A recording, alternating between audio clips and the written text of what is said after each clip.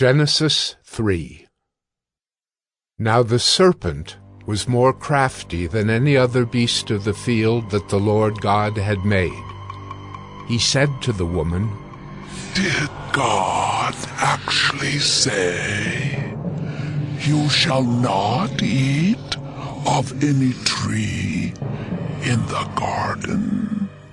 And the woman said to the serpent, "We may eat of the fruit of the trees in the garden, but God said, 'You shall not eat of the fruit of the tree that is in the midst of the garden, neither shall you touch it, lest you die.'"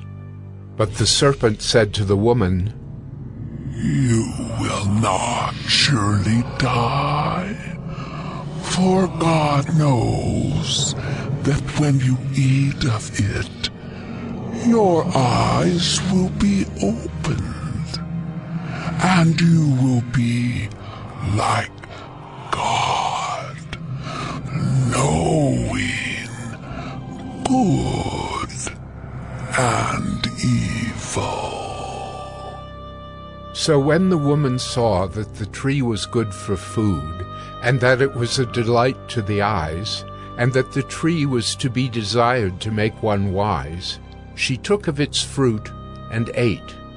And she also gave some to her husband who was with her, and he ate. Then the eyes of both were opened, and they knew that they were naked. And they sewed fig leaves together, and made themselves loincloths. And they heard the sound of the Lord God walking in the garden in the cool of the day. And the man and his wife hid themselves from the presence of the Lord God among the trees of the garden. But the Lord God called to the man and said to him, "Where are you?"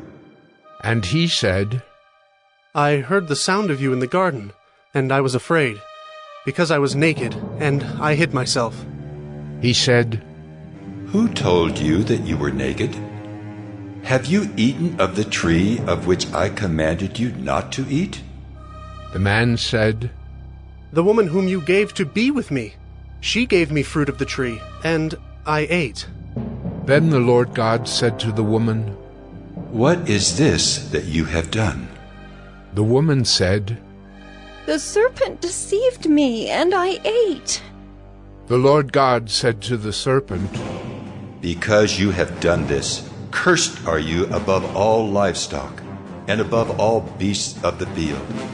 On your belly you shall go, and dust you shall eat all the days of your life. I will put enmity between you and the woman, and between your offspring and her offspring. He shall bruise your head, and you shall bruise his heel." To the woman he said, "I will surely multiply your pain in childbearing. In pain you shall bring forth children.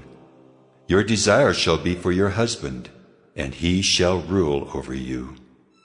And to Adam he said, "Because you have listened to the voice of your wife, and have eaten of the tree of which I commanded you, you shall not eat of it. Cursed is the ground because of you. In pain you shall eat of it all the days of your life. Thorns and thistles it shall bring forth for you, and you shall eat the plants of the field. By the sweat of your face you shall eat bread, till you return to the ground, for out of it you were taken. For you are dust, and to dust you shall return." The man called his wife's name Eve, because she was the mother of all living. And the Lord God made for Adam and for his wife garments of skins and clothed them.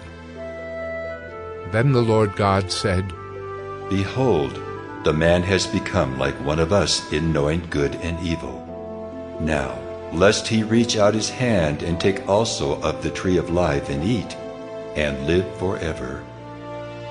Therefore the Lord God sent him out from the Garden of Eden to work the ground from which he was taken.